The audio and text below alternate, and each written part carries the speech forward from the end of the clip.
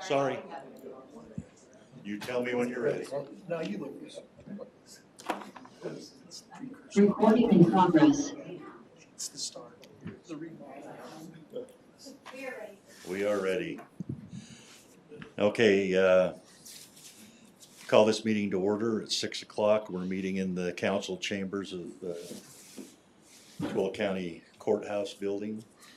Our first item will be to have a roll call. We'll start with Mayor Wynn, and we'll just go around the table. If you'll just introduce yourself and who you represent, please.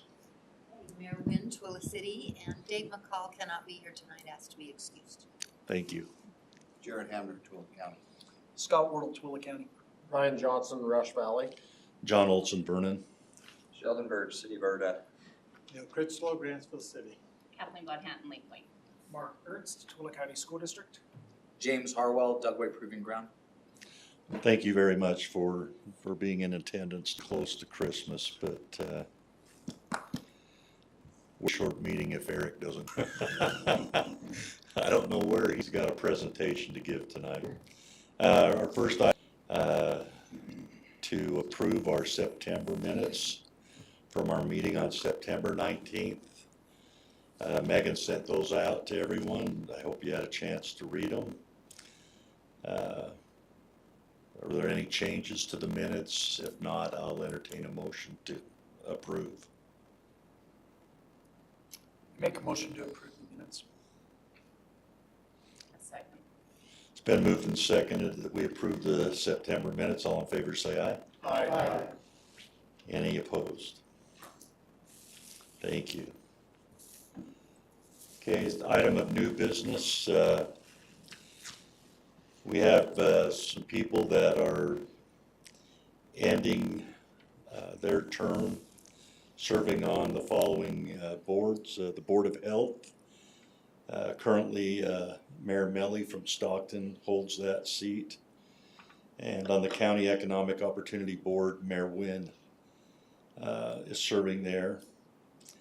And we need to make some appointments there, either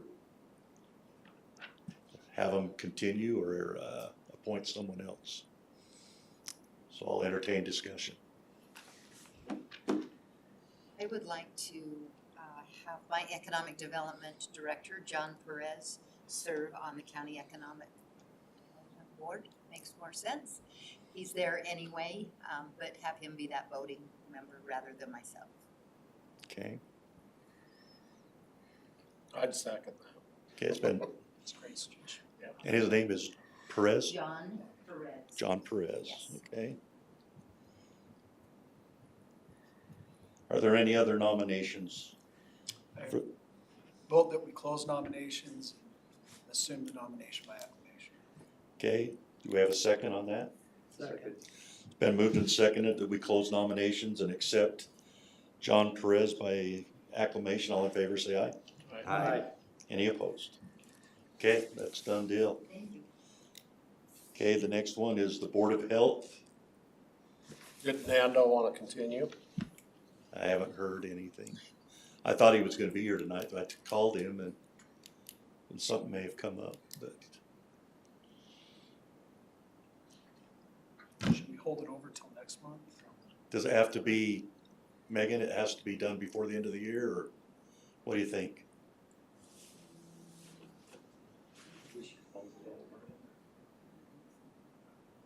I don't think so, I think it can wait. Can wait till the next meeting? Okay, Let's make a motion, we table the county Board of Health nomination till next meeting. do I have a second on that? Second. All in favor, say aye. Aye. Any opposed? Okay, that carries. Some of you will see in front of you a sheet of paper. This sheet of paper represents money that's been awarded to you over the past 4 years from the third quarter sales tax monies. And as I was visiting with Megan the other day, she is accountable for this money. And it's getting to the point where you know, we discussed this once, that if the money was gonna be carried over to a next year, that we needed to have a letter written, asking for that privilege to do so. It's not so much that as it is, Megan just needs to know what your intent is. So if, you have any questions about the monies, if the numbers don't seem right, get with Megan.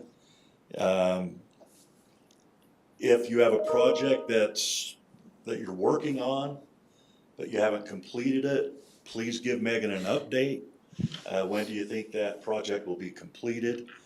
Any outstanding monies that have not been paid from the county to the municipality or to the county, please account for that with Megan as soon as possible. Okay, anything else on that, Megan? Also, this will be my last meeting as the chair of this group, so start thinking about a chair for the COG starting in January and a vice chair. We have a lot of good candidates that could have this seat, so. Do we know where Eric is? Accident in Grantsville, so he's on his way. Okay. So let's go then, let's get our reports in so that when Eric gets here, he can go right to his report on the third quarter sales tax. Mayor Wynn, we'll start with you. Do you have anything? Last week, the Economic Development of Wasatch Front Regional Council held their meeting. I was not able to attend that meeting, but it is recorded, and you can access that from their website, or I can send you the email with the link, whichever will work. But if you're interested, there were just presentations given. There will always be information at every one of those meetings about the Olympics coming. That is going to be economic impact the state, hopefully very positively. That's what the plan is, but they're still talking a lot about what's going on with the Olympics. And they won't meet again until Okay. quarterly. We could always get on 411 and start a rumor that they're gonna build an ice rink out here or something for the Olympics. There you go, there you go. Rumors run rapid on that. Push that down to Erda. Nothing from me. Nothing from Jared. Scott? I, actually, two items. Okay. We met last week, the board to do nominations for WFRC. Andrew Gubler will be here next month. He wanted us just to make sure that we're prepared for putting people on committees, and appreciates the service that those who have served on committees. We particularly talked about Mayor Wynn and reappointing you to the Economic Development Service Committee. I think you're vice chair on that. And they were very complimentary. As we go forward, there are a couple of issues that will be coming up with WFRC. We're headed into a legislative session, which road funding is always a concern, but road funding and planning is a bigger concern. And so as we talk through some of those issues, particularly when we're looking at SR 36, Mid-Valley Highway, the expansion of the accelerator lane to 201 out of Tooele County, all of those things are very important to us, and we may need your support on the Hill for that. The second one is, I had the chance to meet with our congressional delegation or members of it a couple of weeks ago in Washington. They very much appreciate our military mission here in the county. We had great discussions about that and how we can support that mission better as a county. They are concerned, and a couple of things that came from them is the congestion that is occurring at the interchange at 99. Also, the concerns regarding the ability to move ammunitions out of the depot's mission if we have to shut down SR 36 for any reason. And so we'll be watching some of that very closely. We have worked with Representative Malloy's office, and I want to give Jared a big kudos on this, and Andy, each of the cities, as we've looked at Drebay as an alternative. If we have to move ammunition and we can't use Mid-Valley Highway, and it's the worst case scenario for us. That if we were to have a problem, we need to be able to get out the ammunition to I-80 as quickly as possible. And so Sound like to me the I-80 is as big a problem as any of these other roads. it is, and so we've got a big elephant that we need to bite off, and it's going to be one step at a time. They highly encouraged us to continue to work on the Mid-Valley Highway, getting it back on and funded.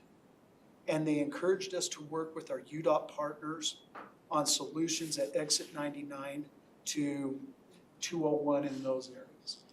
That will become a really important part because if you haven't noticed in the last 24 hours, there appears to be a new feeling in Washington about budget and continuing resolutions. A 1,600-page bill went to a 116-page bill. I believe that was the number, and it was voted down. They want cuts. And money, at least in our discussion regarding Olympics and a lot of that, doesn't sound like there's going to be a lot. And so we need to make sure that we leverage our position correctly, not only as a county that is having explosive growth, but for the unique side of the county. And that is that we are a mineral-rich county that has a very important part of our defense mission. We have 2 military bases in this county that are incredibly important to the military mission. And that we are a bedroom community, and it's hard to say that like that because when I moved out here, there's no way I would have ever said living in Tooele City is a bedroom community in Salt Lake. But that is the feeling on the Wasatch Front from our state leaders and from our friends in DC. And so those are just 2 really important ideas to keep in mind as we talk, okay? Can I,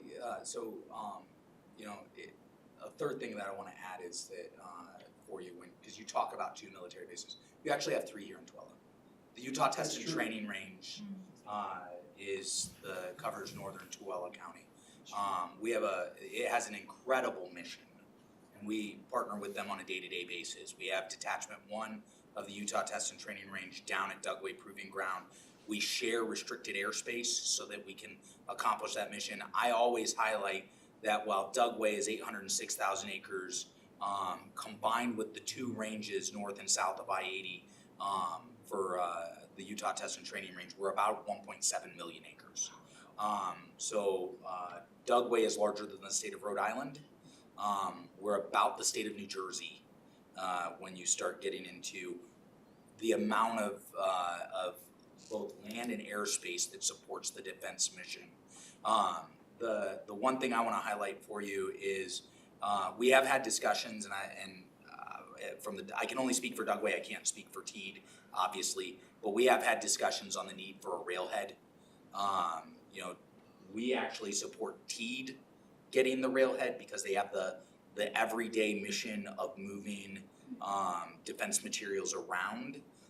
That allows for it to be safer, but it also supports the broader mission for both installations. Because if there's a railhead at Teed that allows for roll-on, roll-off of heavy vehicles, it allows those vehicles to train at Dugway Proving Ground.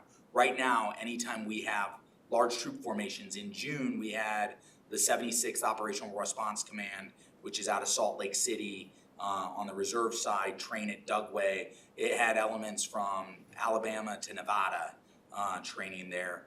It has to come by lowboy, so it's high cost and it increases that congestion. So we've been very consistent when it comes to the off installation request for some access to a railhead somewhere.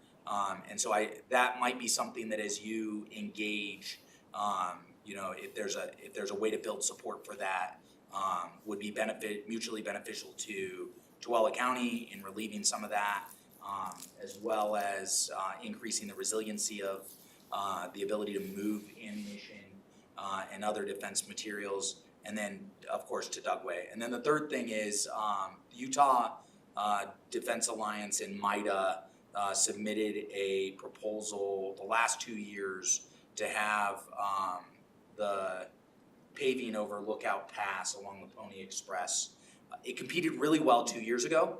We're waiting to see what the feedback is on this year's.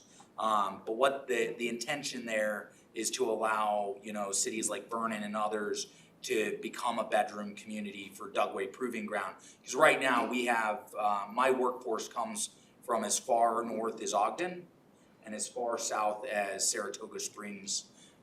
And that creates pressures when it comes to us attracting and retaining the highest quality workforce, because it is a very technical workforce. So anything we can do to continue to collaborate and build support for that, because when you submit to the OLDCC, the Office of Local Defense Community Cooperation, it requires that the state provide an aspect of funding at the same time that the DoD will provide.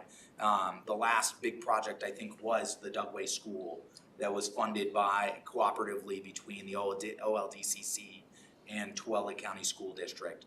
And so that can benefit both mutually. And that's a 3-phase project that is supposed to run all the way from Dugway, across Lookout Pass, and into Utah County, so that it relieves some of those stressors and it extends our ability to commute a workforce. Colonel, I appreciate those insights. All of the things you shared much better than I could have ever explained. And I think it would be wise if we could talk maybe before COG next month. We will be back about 6 weeks, 5 weeks after COG again with our delegation and bring some of these things to their attention. We'll also have a meeting. I don't think we're gonna have a lot of FaceTime in January, but if we do, it would be good for us just to get our ducks in a row and assist there. So what I'd love to see is if we can do that, but invite Brian Garrett from the Department of Military and Veteran Affairs. So that way there is unity of messaging from us as a military installation, you as local community, and the state representation. Because Brian also does a lot of CODEL engagement, plus works with all the services. Thank you so much. I think the other thing, if you could help us have a contact with Utah Defense Alliance, we don't have a relationship there. Sure. That would be very helpful to us, because that comes up in almost every discussion, and every time we say we don't know, it's problematic. So as usual, the UDA spends a lot of time on Hill. Yeah. Both Kevin and Tage, the director and deputy director for the UDA, come out of that area, but we can get you linked in with them as well. Great. Thank you so much. The other piece is, just for your awareness, Utah has a great, so we're not allowed to lobby Congress, nor would I ever attempt to lobby Congress, but Utah as a state works really hard and learned from the transition from the F-16s to the F-35. And so the Roosevelt Group was just out recently. A lot of these things are things that were discussed with them as well. And so that will allow you to engage with the action arm of the UDA and the state. Wonderful, thank you so much. One of the positive things about the rail, we just got a rail in Grantsville approved. First one in 85 years been built in Tooele County, so a spur. But yeah, the big thing for us, and the piece that we've highlighted with TEED, is if you want to build, and we've highlighted this with, it makes no sense. My predecessor wanted to build a railhead all the way out at Dugway. Economically, that doesn't make sense, because the cost to get it out to Dugway is going to far outweigh the value that it's going to generate for the county.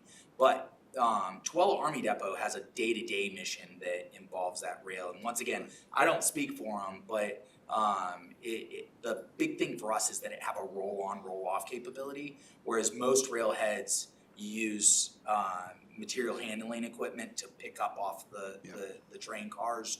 What will change Dugway's life and really impact the county positively, and in my mind, the DoD, is if it has the ability to roll tanks off, roll strikers off, so that then they can be cross-leveled to lowboys and brought economically to Dugway. Because once again, 806,000 acres, the next 13 installations fit inside our footprint.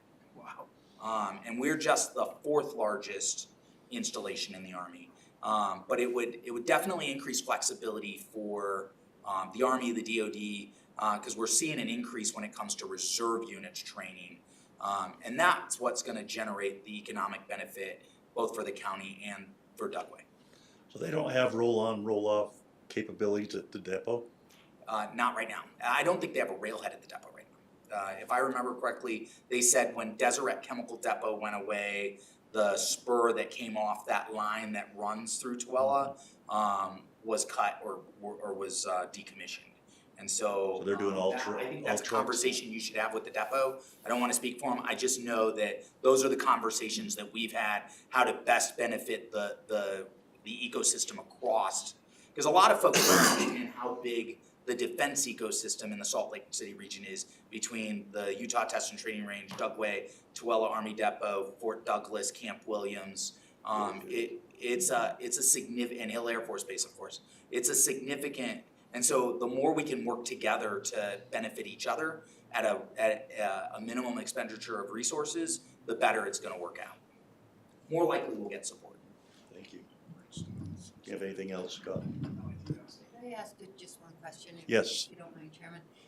I met just a couple of months ago with Colonel Clover at the depot, and it is going to be many years before that third phase, second phase, whatever, the end, southern end phase of Mid-Valley is going to be built. And so he had said that, the Colonel had said, from the north end of the depot where the ammunition ships out, they wanted to connect their road to 112 and Sheep Lane at that intersection, so that when the traffic signal was installed, it would be a four-way stop there. And he had said that they had submitted plans to the county to make that happen. They have to cross a very small amount of county property. Has anything happened with that to make that happen? We're actively working with UDOT on the depot. So awesome. So Okay. that way they're not on Main Street. It's a quicker route to get to Yeah. I-80 and Yeah, that's great. use Mid-Valley, so Perfect. good. I'm glad to hear that that's happening. Yeah, thank you. There's Mayor Nando. How you doing, sir? Good. 6 o'clock. That's okay. We might reopen some business for you here in a minute. Brian doesn't have anything, I don't have anything, No. you have anything? I do. So, you folks are so cool. I'm the little guy in this place. But it's just so cool to just learn about the military and the effect on the county and the stuff that I don't know. But I have two things. Number one is the old rail spur that you were just mentioning that went out to the depot. Is that right? South area. South area? Yeah. That's not the same as the one that's being reactivated, correct? No. Different spur? One is down in Grantsville, it's down, right across from the Speedway, the UMC. Okay. The other thing is, can anybody in this room give me a reason that I should not consider renaming the 33rd Parkway after Jordan Bird? I know that's been a massive topic in the county over the last couple of years of trying to get roads named after him. I can give you a whole bunch of reasons why you should. Okay, We're very passionate on Dugway about Jordan, okay. so. We already have a street in our cemetery named after Jordan, And does that create a conflict? to me. Okay. He's a good kid. I don't know if you wanna do that or you wanna name it after every one of the people that, Gold Star families. I would support you any way you wanna go with that, okay? Okay.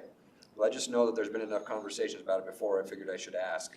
And I don't have any opposition at all, but I will just mention a point from the other point, is you have to be very careful when you set a precedent like that, because if something happens to another individual of the same caliber, then that family, of course, is gonna want the same thing. Yeah, there's an expectation. We had the situation at the high school where a wrestler lost his life. And those of you who've grown up in Tooele County know that we light the tea on the mountain 2 times a year. Well, they wanted to light the tea in his honor. And it was approved, I think, all the way up. But then all of a sudden, you know, I just made a statement to our principal at the time, you better be careful. Because if you do it for him, you better be ready to do it for every person that does that. And that's the only point that I bring up, is to keep that in reference. I don't have any problem at all myself, but that's something you have to keep in consideration. Chairman, can I have some insight on? I have some insight on that. So we actually there's been a lot of discussion of this over the Mid-Valley Highway too.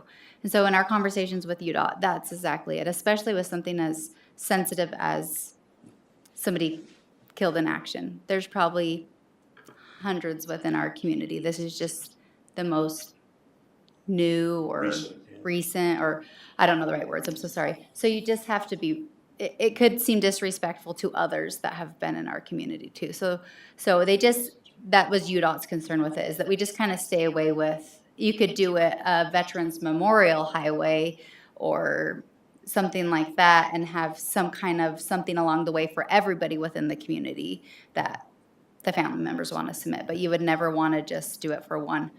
But I don't want to be the person that gets now in the community. I'm just telling you what the concern was, not telling you my personal feelings, Okay, I so. appreciate that, thank you. That's a valid concern. And I do have one thing I forgot to mention. The CDBG grant is open right now. Applications are accepted until January 31st. And if you're gonna do that grant, you have to have a public hearing. So that's just stuff that you just need to be aware of. You probably need to do the public hearing within the next couple of weeks, so. Okay. Nando, do you have anything? Any report? No, just that, with the health department, Jeff Coon and, Jeff Combs and Brian Slate. Brian Slate. is retiring. They're both retiring? Jeff is the end of this month, and next month. Okay. Mayor Critchlow? Now, other than, I really support the idea of having the depot going through that corridor, hitting Sheep Lane and getting out to Mid-Valley Highway into I-80. That just really is, that just makes sense to me. And if there's some time that we can look at the rail system, because I know the rail's gonna go around Lakeview Business Park on the north side of that. If there was some way we could get it across 112 somehow, that would put right into the depot and really help out that situation there. It'd be easy to take care of. And I says I named a street in the cemetery after Jordan, and all of our fallen soldiers each have a name after them, a street named after them. Kathleen? Nothing other than we are working on master transportation plan and is trying to find a connectivity for 201 with UDOT. Don't know if we'll get there, but that is always on the top of our minds. Thank you. Mark? Just as we were talking earlier, school's out for students. Today was their last day before Christmas break, so yeah, watch the roads. We returned to school on January 6th. And then another update, we were talking earlier that we are on schedule for both Desert Peak High School and Stansbury Junior High to open for students this fall. Of course, the high school starts much earlier. We'll, I believe the first event for Desert Peak High School is drill tryouts on March 17th. So yeah, it's right around the corner for us, real quick. It's my understanding there won't be a senior class this first Correct. year. No senior class. We surveyed the current junior class, those kids that would go to Deseret Peak, and only 50 kids said that they want to leave Tooele High or Stansbury High to go to Deseret Peak. Because it would be such a small senior class, we elected to keep them at their schools, and so that junior class next year will become the first graduating class the following year. So we will open that school. The school's built for 1,800 kids. We'll open at right around 1,000 kids, and then bump up to 1,300 the following year. Thank you. Commander? As a military kid who went to 4 high schools, I appreciate that you guys are thinking through that because transitioning your senior year from where you were your junior year is really disruptive. I apologize because I only get to these once a quarter and normally Chris gets to them for me. But I want to highlight a couple things. In February, we'll do the next command reception. That is an annual event that's invites all of our state, local, civic leaders as well as community partners. We hold it in Salt Lake City. We do it during the legislative session intentionally so that it allows us to engage across a broad community where we can highlight shared interests. You will all receive invitations to that. You should have been receiving them the last few years if you've been in these positions.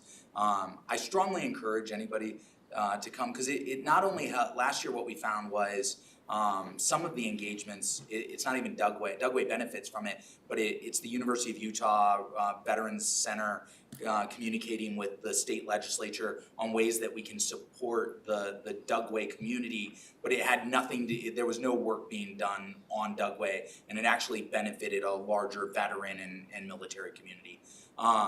In April, we are planning an open house. You'll receive invitations to that. That is solely for our, once again, civic leaders and community partners. We can't, I wanted to open the base for a day, let everybody come and see what Dugway does.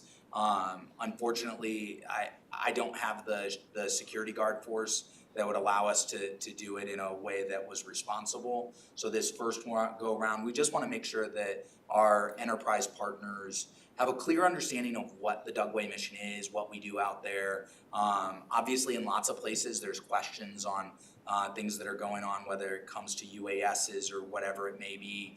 And we want to be absolutely open kimono with our community partners.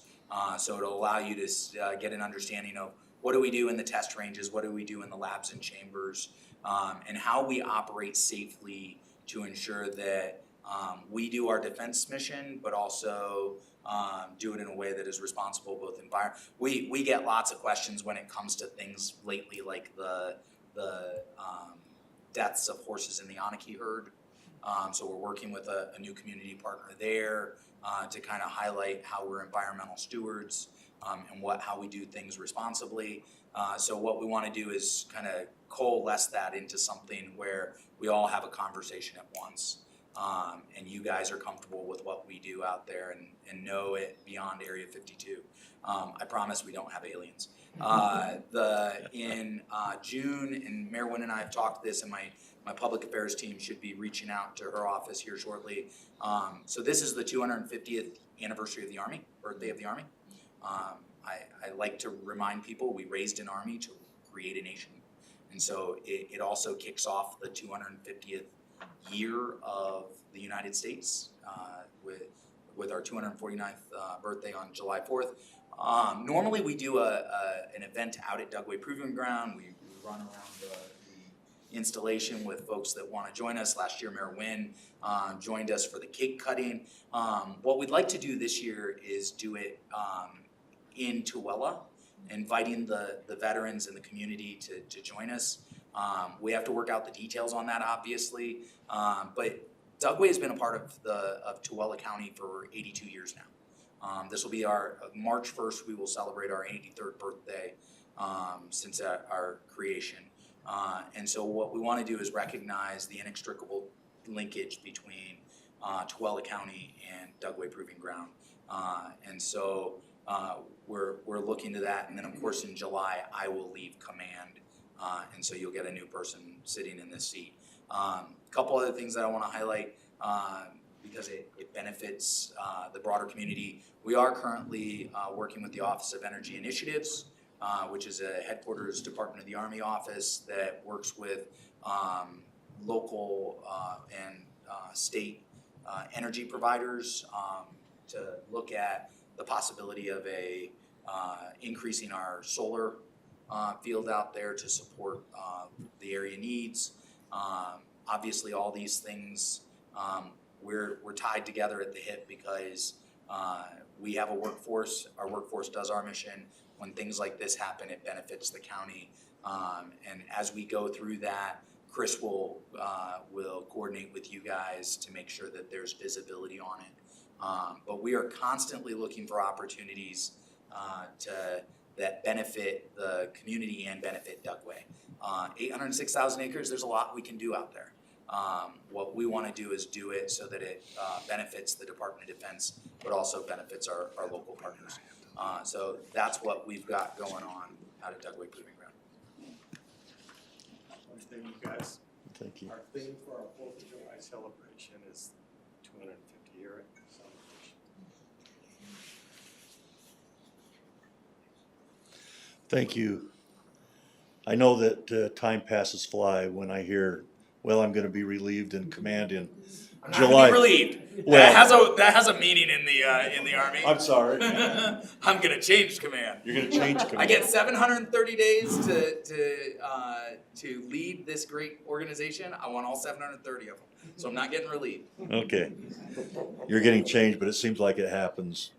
It seems like we have a meeting or two and you're gone. It does, and I and you remind guys my teammates all the time that command is a series of firsts and lasts. There's nothing but firsts and lasts. You know, your first Christmas, your last Christmas. So Do you have orders already? Or I don't. That is, my wife asks me that question on a daily basis. well, good luck. Thank you for your report. Is it okay with this body if we reopen the item that we tabled earlier? I see nods. We need a new member for 2025 to serve on the Board of Health Committee. Nando, you currently are on that board. Do you want to continue? That was the question. That's why we tabled it. You'd like to continue?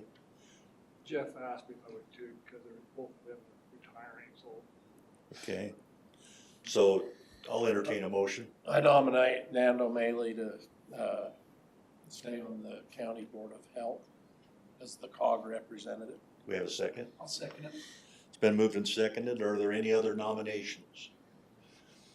Seeing none, I'll close nominations. All in favor of appointing Nando Melly to serve on the Board of Health Commission or committee, say aye. Aye. Any opposed? Aye. Well, you're controversial within your own mind. All right, the last item on the agenda is, we're glad Eric made it through the accident, huh?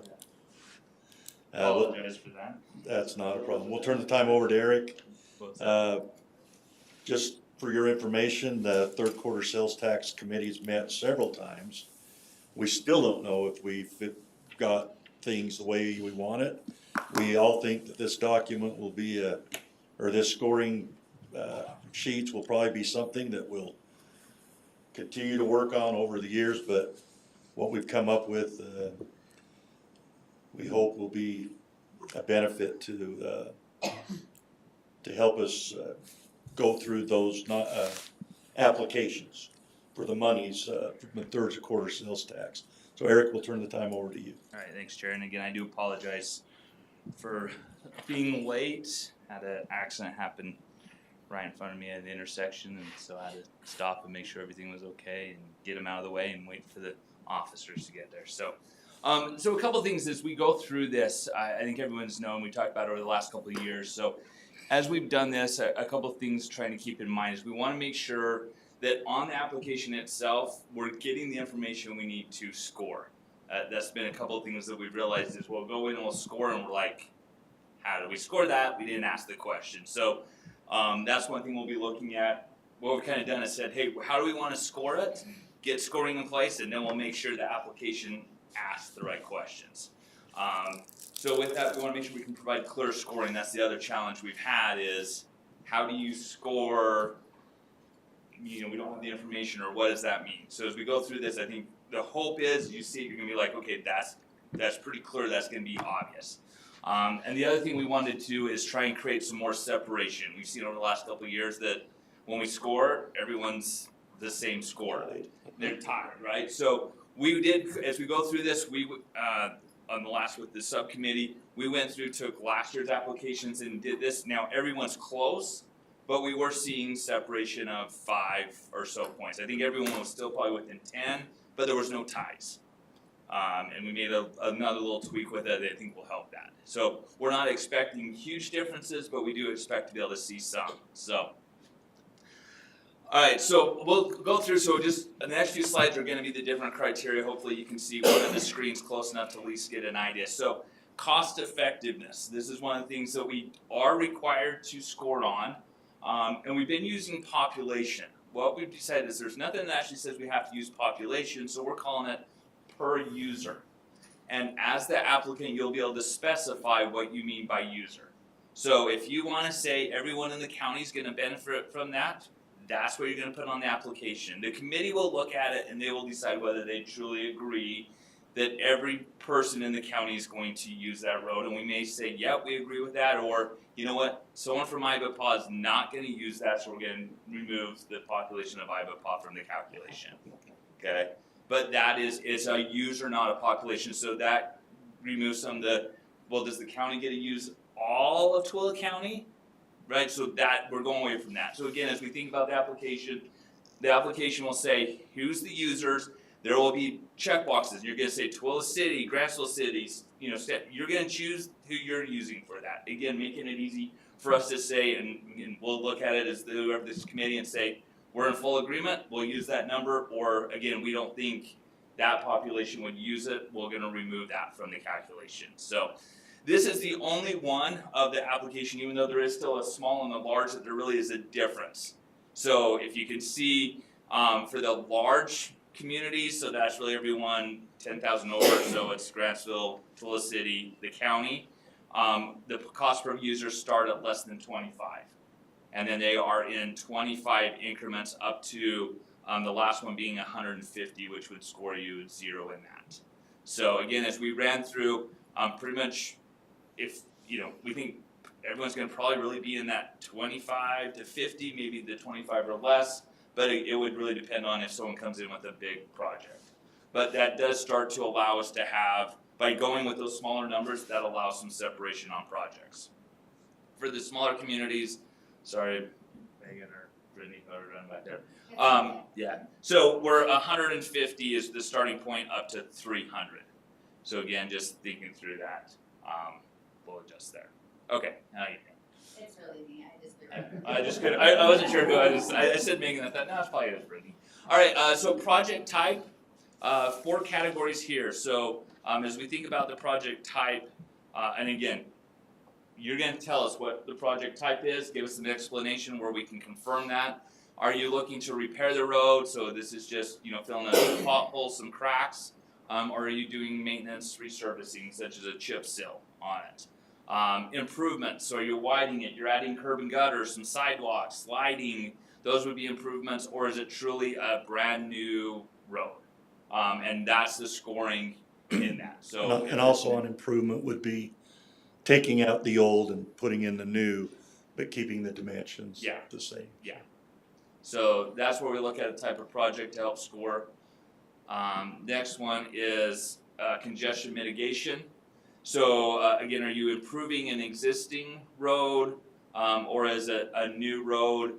And this one, we kind of looked, we're trying to think, is it, you know, a feeder that's smaller? Is it a connector? Hopefully that works with most, you know, municipalities on a definition of it. So that would be there. And we have this here, and we'll talk about it one other spot. If you also have done a traffic study that is being applied for this, there is a bonus of 5 points for that traffic study. So, and we kind of said, just doesn't, it's just that if you've done a traffic study that says, here's the need for this, or this is what it's gonna do, you're gonna get 5 more points. And just a Yes, point please. of, on that. That traffic study may be something as formal as having an outside entity come in and do an actual traffic study. If it may be, we mentioned as an example, Excelsior Academy out there on Erdaway. How many parents use that car to drop off their kids? It may be getting out there and having someone just do checks and say, okay, we took, you know, 1 day a week for 6 weeks, these are the numbers we came up with, an average. That could be considered a traffic study as well. I'll hold my question. Okay. Alright. Yeah, so I mean, it can be formal, it could be, we sat there with a clicker, that would work. And there's no time frame, just as long as you would come and say it's still valid, right? I mean, if you come up with something that's 20 years old and, we're like, it's talking about roads that don't even exist anymore, maybe not, so. All right, then outside grants. So this is federal funding, could be something from the state.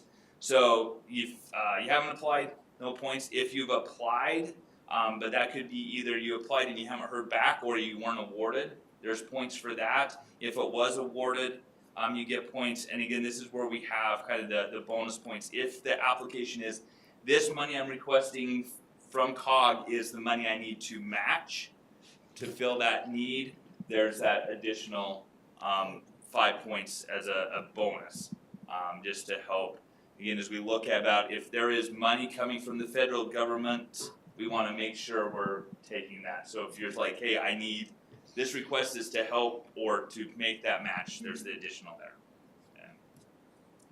Okay. Then the next one is any matching or budget funds. And so what we have here for every percent of match, and maybe match isn't always the right word, but we'll call it match for now, you would get an additional half point. So Marilyn, in your example with your project, the Kroger money, right, that would have come in and, it was, I think, 15%, so that would have been an additional 7.5 points for that. So the thing is, where we talk about budget funds is, it also could be something, if you've put into your budget a portion of that, that would count as well. So whether it's an outside third party that's providing money, or if in your budget you're doing it. What would not count is any in-house money that's being spent that, so you can't say, well, we have it on, part of our staff is an engineer and they spent time because you're paying them anyway. So no in-kind. So no in-kind would not be, but if it's a specific line item on the budget that says we have $20,000 we're spending on this, you could count that 20,000 and figure out what the percentage is. But not the in-kind, or just, figuring, well, staff is working on this, so what's their portion of the salary? We didn't think that made sense, so. And then I think the last one is economic impact. So we have tourism and recreation, we kind of call that the default. So if you're not specifying something else, we'll at least say it's gonna help with tourism and recreation, which would give you 5. If it is housing, get 10. This could be anything from a new housing development or improving access for existing residents would all fall under that one. And then any new commercial developments. So this would be actually truly something to help with new and the growth of businesses into the area. So. And we mentioned that that may or may not be, we know of a business coming into that point, because that might not happen till 4 or 5 years down the road. But if we know that that's the purpose of that road, is to entice businesses to come in. Yeah, exactly. And again, as we think about what that application would look like, again, if everyone's okay with this scoring, is we would get this and you're gonna check which one of these it is. And if you wanna say it's gonna be new commercial development, you're gonna check that and then provide the justification for that. And it might be, we have contracts ready to go, or it could be, we know once this road's here, that's gonna, it's gonna be the, if you build it, they will come scenario, and if you can justify it, that's what's, we want with this. But the idea is really just to say, here's the things we want, you tell us this, tell us why, and, that'll be the case. So before we talk about this one, I guess, any questions on the scoring? Yes, What Scott? happens if you don't agree or don't, if we submit it and you don't like our justification? We might, You no. score it differently, you score it less, or do you? I mean, that's the thing. So, I mean, if we look at it and say, okay, you're trying to say there's commercial development, we don't necessarily see how you can possibly think, Vernon, you're gonna also have a bunch of commercial development on a new road. We're building an airport. Right, you're building an airport, and we're like, nice try, John, right? Then as a committee, that's where we're gonna look at it and say, we don't see the justification there, so we're gonna score it differently. And that's the thing, I kinda use the extreme examples, cause that's more what I see is those type of extreme, like, going back to the population, right? How do you can't say, you know, Ivapaw or someone from Rush Valley isn't necessarily gonna come use that road in Ivapaw, whatever the case is, I think those are what we're gonna look at, is if you're really trying to go the extreme. One of the examples we used was the new Solbergs in Grantsville.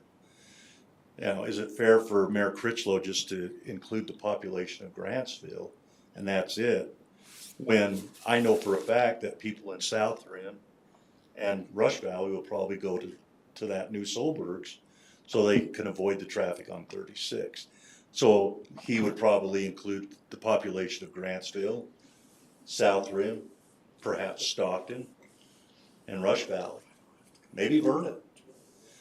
We as a committee, we are determined to look, our responsibility is to look at those applications and decide whether or not you justified your point value. And if as a committee, yes, we feel like, now, that new Solbergs is not going to benefit Twila City. You know, if Mayor Critchlow said, yeah, you know, I know a guy in Twila that's gonna come shop at Solberg, so I'm gonna put Twila City. Just Debbie. We're probably not gonna go with that.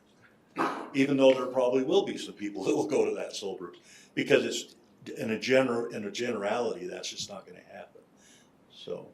I think the other side is the process, and we spent a lot of time with the writers of this bill this last year, and Eric, you've done a great job on this, is that becomes part of the discussion of the whole group. Yes, it does. And I think it is, and I'm going to say this, and there's an incredible amount of irony with what I'm going to say. Because I think that I think discussion and disagreement is good. I've not always done that very well, but a healthy government has that. And, you know, one of the things that has occurred over the last few years, and I can say this in long-term public service, I've sucked at it. And that I think we have an opportunity, in working with other AOGs, that we have an opportunity to set some things straight and be the example for AOGs where I've been a poor example at it. And I hope that as we do that, you know, we disagree in the better way. So if the committee makes a recommendation and NERDA feels like your application wasn't considered, I think we saw a good example of that in this year when Dave sat up and said, no, I don't agree with that. And as a committee, as a COG group, we changed his scoring based upon that. I think that's the process. It eventually does come to this group, the final vote. And I'll say, and I mean, we'll see how, when we put together a committee and whatever happens going forward. But I think one of the things that we would like to do, and we'll talk about some next steps in a minute, is have the opportunity to, where the committee has met before 5 minutes later, we're walking into the COG meeting, right? So there's more time that maybe we could get the scoring out to everyone so everyone can review it. So if there needs to be some conversation in COG, everyone's seeing it ahead of time and we can have more of a presentation. So I think that would help as well with this. Again, I think it's one of those things that we're learning as we're going and improving the process, so. We're trying. Yeah. Any other questions on The one thing that I had as a question is the Wasatch Front Regional Council, and these are dollars that we must compete for, is on trails and intermodal issues. How do we account for that in this process? Because trails are the governor's system. He wants to connect all the counties with the ability, for instance, the discussion on the Wasatch Front Regional Council 2 board meetings ago was having a trail connect from Magna, whether it's through the Great Salt Lake area, then back into Tooele so people can bike that entire area. There's a lot of monies for that, but we have to have those built into a scoring system. So I guess with this, because the other thing, I mean, you talked about trails and we talked about, and one of the things that's talked about sidewalks, but I mean, sidewalks are Yes, another thing that correct. can be used. And I think, you know, we get so focused on roads. I don't know if we just wanna simply say it can be roads, trails, sidewalks, or if we feel there needs to be a separate scoring. I'd say use a mountain bike. Don't build a trail. If you build it, they'll come, you know? Well, but I know that we have to have this to compete For for those those. monies. Yeah. And that we have to be able to, sometimes, for instance, I think Tooele City, Grantsville City has done this. We've tried to do it, is connecting trails that have gone through. Some of them are cement, some of them are, what kind of fines are those? Line fines? That as we connect the county, we score better with the Wasatch Front Regional Council. One of the criticisms that has come as I've met with some of our county leaders and city leaders is that it feels like we're lost on that board. We don't have very much of a voice, but we have to get into the discussion with what they discuss and putting some of that together. We are separate, we understand we're different, but we have to be able to use the differences to allow us some of these things. For instance, if they were going to do an accelerator lane on SR 36 through Lake Point, one thing that I would recommend is that we have them build a trail system just like they did along Mountain View Corridor. That to me is one of the most important things that we can go in and we can ask for, and that is a state priority. Does that make sense? But then we have to connect it to something. And that's the key, is thinking through that very broadly. Those are some things that I think we do need to take into consideration. You had a comment? I did. Go back to the slide where the roads, like potholes, new. It's a project type. Project type. So I thought when we started this and started applying, that was the third quarter sales tax to be used for repairs, upgrades, improvement, not new projects. So corridor preservation allows for repairing, and that's where we started using that last couple of years where For the third smaller quarter doesn't. communities. So what we've done is said is submit the project, then based upon funds available and what you're asking for, we can decide where it can come, which pot it can come This from. third quarter sales is usually only for upgrade and repair. Right, maintenance. yes, yeah. So we'll score the same and then really based upon where we can pull it from. Yeah, well, but on this, we've got a new project being higher than.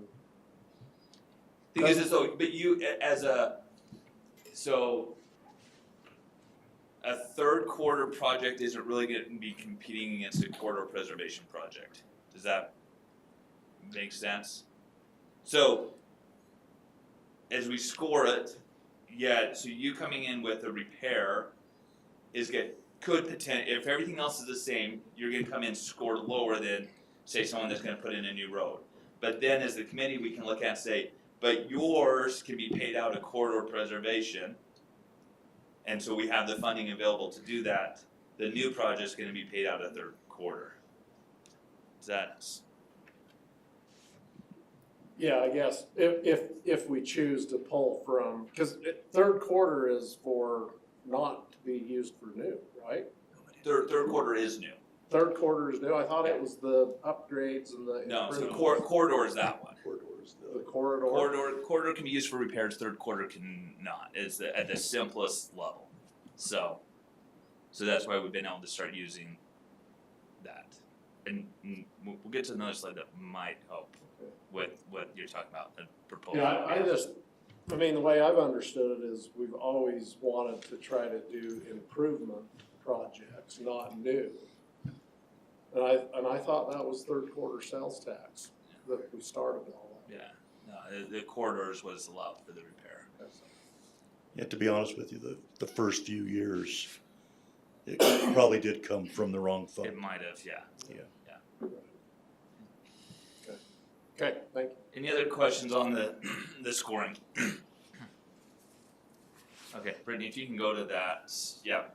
So one thing that was talked about, and so we'll put up here, I did have a conversation with Nathan, and from a code legal perspective, we would be able to do this as a body, would be to specify a specific amount of funds that would be available yearly to those smaller communities, so that 10,000 less is just the number I threw in there because that's an easy separation point there. So they would still apply, so there would still be an application, right, that says, yes, we want our funding. What this would allow though is for Erta, Stockton, Rush Valley, Vernon, Lake Point to budget for 25,000 every year, 50,000, whatever the number is, and they would know that as long as they filled out the application, they were going to get that amount of money for repairs or whatever they need. So we've kind of seen that last year we kind of just did that. We just funded that. This would just be flat out, it's there. Anything above whatever that amount of money that if you're asking for, so if the bigger project came in, so Erta's like, yep, we need to widen, Erta Way there at Excelsior to put in turn lane, and it's going to cost us, a few $100,000. You would put a full application in, and it would be scored against anything else that's asking. Separate So it's from not limiting. Yes, it's just if you need to repair a road and you can do it for the 25,000, the 30,000, whatever that number is, you would apply, and then that way COG can say, yes, we're approving this funding, but it is already, it's dedicated. So that was something we talked about as a committee, had the conversations with Nathan. Absolutely, we could do it. We would just need to, again, put a process in place that says it needs to happen. The best way to make sure there's that process is actually to have the application so it could still go through and say they applied and we are awarding it, but it is something that you can be budgeted. You're not hoping that you score higher than anyone else for that minimum amount. So, questions, thoughts, any concerns on that? It just seemed like that, what I remembered, it was just the three smaller communities, Stockton, Vernon, Rush Valley, that would be eligible for this dedicated funding. Is Erta. Was Erta and Lake Point included on that? Because one of the points that was made is us three would probably never be able to compete with Erta and Lake Point. Right, is if you're going higher, yes, if for the If we're higher going dollar higher. amounts, yeah. And I think here's the thing, I mean, we could change it, I mean, I couldn't remember, so I just went with everything else we've done this long, that's why I said 10,000. If we wanna just do the three, that's fine. I think the other thing is we could make it the 5, but maybe they don't have those, Yeah, that type of project, right? That's how I remember. Yeah, and I couldn't remember, so I think we can That's, look at it either way. I mean, cause obviously if it's just the 3, we could change the population number, to drop it quite a bit, and then that eliminates. less than 1,000. Yes. So would we have the ability to roll that funding? So we talked about it again, I mean, as a COG, I think we have it. I think there is that ability we've done where there's like the 2 years, so we could continue, that type of thing. The challenge is, if my budget's 50,000 and say I get an extra 25 and I know it's coming, that still doesn't buy me a project that year. I've gotta almost roll that to 2 to 3 years. Yeah. Where right now I have to roll it to 5 to 10. Yeah.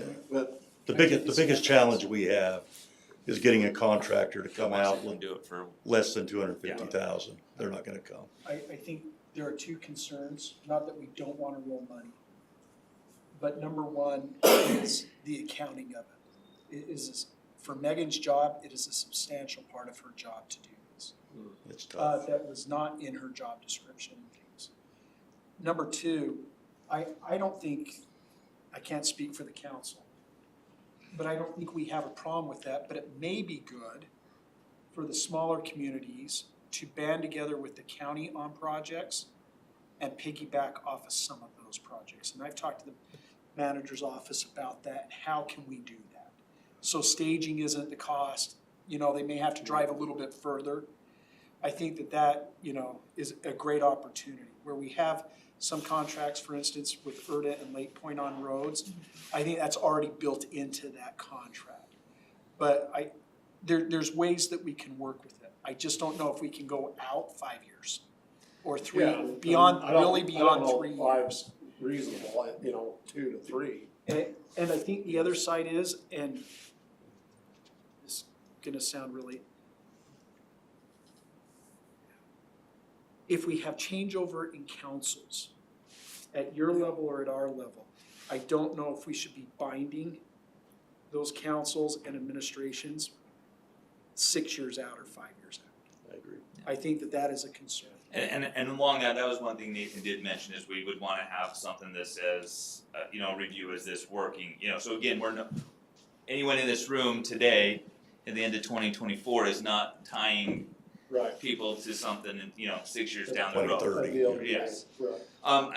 And just as you said, I guess another thing we could look at, and if, rather than say that 25,000 every year that maybe doesn't help, is there a rotation where you get everything Every other year. every third year, right? So now it's that lump sum, right? It's now 100,000 every 3 or whatever years. So now you can budget that and say, okay, I'm gonna, in 3 years, I'm know gonna it's get this coming. money, I know it's coming, and now I have enough to make that project. Yeah, I like that. So that's another option. Again, this was something as a committee we talked about, ran through Nathan, we can do it, I think we can have some more discussion.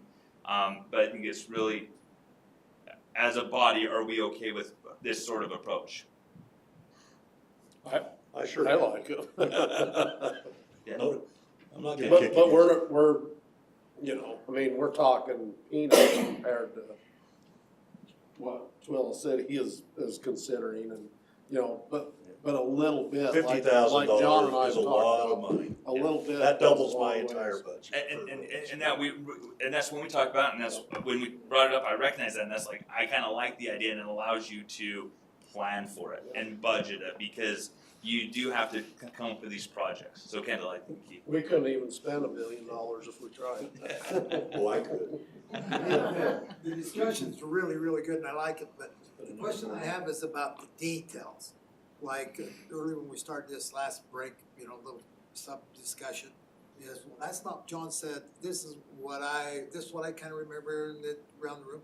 Are those details gonna be specified, spelled in, entered in? It has to be. Yeah, I mean, and that's, I mean, again, I think if we are all on board, we can figure out that. I mean, one thing, you know, Nathan said, hey, we could do, you know, MOU on some, I mean, I think there's things, if we say in principle, we're good with this, then I can go work with Nathan and figure it out. Yeah. I mentioned just one thing that would be helpful as well, as Councilman Wardle mentioned, we can work together on some of these projects, but one of the things we do need to do is, as it's been used a couple of times, is plan out. Each year doing a project is really hard to do that. We need to have a 5-year plan of here's all of our projects so that we can see, and then we can cooperate on some of these things and work together. But we all have to think through that. So if we have transportation plans that we've done, it would be great if COG had that list, so we could see everybody how they're planning out their funds for a number of years. Then we can get together on some of those projects and cut the costs. But our entire road budget is dependent upon a grant that we may or may not get. That's the problem. Is we don't know from year to year. I mean, if I get the CDBG grant, Yeah. and all of a sudden I've got $350,000 I've got to spend next year. And then all of a sudden, if I could get the county's help to deploy and do the road instead of having tried to get a contractor, my money's gonna go for other stuff. Yeah, what the plan does also makes you set priorities. So we know which ones are the highest priority. So each year, you're just you're just pulling the next one up. Which roads are our priorities? Correct, absolutely. We can do that. Any other discussion on the dedicated funding. If we're in principle all good with this, I'll continue to work with Nathan and we'll start working some structure around it. And we'll need to meet as a committee again. Okay, alright, Brittany, if you wanna mind going to the last slide. So as far as next steps, we just wanna get the scoring approved. And once we're good with the scoring, then we'll create and update the application. The plan is, and if we kinda thought we'd target March to be able to present the application, make sure everyone's on board, get approval for that. And then pretty much we could open up the application once we have that approval. So, right after the COG meeting in March, if we go with that, we could get applications, with the thought of that'd give you a couple months, have them due by the end of May. And then we could have them scored and presented in the August, meeting. So we end up about the same as where we've been as far as final scoring, but we can get applications and everything started a little sooner. So scoring need to be approved by this committee? Yep. And can we do it tonight? We should, if we could. So yes, we can. But we'd have to have a motion and a second to do that. So I will say, just so everyone knows, the one thing I did not put on the slides, just because we do have one other piece that have you received funding in the last 2 years, it's a yes, no, it's 5 points. It's staying for now, because there are a couple, municipalities that haven't gotten it. So we're gonna leave it there. We may find that we pull that off next year because we get one more year, everyone's having funding, and so it doesn't really matter, but there is. If the small communities get it every year, then Yes, so we may find that, but it's there now, it wasn't on the slides because it doesn't really separate and it's just, did you get money? So, but it may help, if we end up with really close, that may make a difference for somebody if they didn't get money last year to help them get it this year. So. I like a motion that we approve the proposed scoring as presented. I'll second it. it's been moved and seconded that we approve the scoring for the third quarter sales tax and corridor preservation funding. All in favor, say aye. Aye. Any opposed? Okay, Eric, thank you very much for bringing that to our attention tonight, and the way you presented it was very clear and concise, and we really appreciate everyone's discussion on that. As I've met on that third quarter sales tax committee meeting, or on that committee, it's been very, very good to see the cooperation between representatives of the large community entities and the small, and I think we've really tried to put together a plan that will help everyone, so thank you. I think we've covered everything tonight. We've already done our committee reports. So if no one has anything else, I'll entertain a motion to adjourn. So moved. Second. All in favor, say aye. Aye. This meeting is adjourned.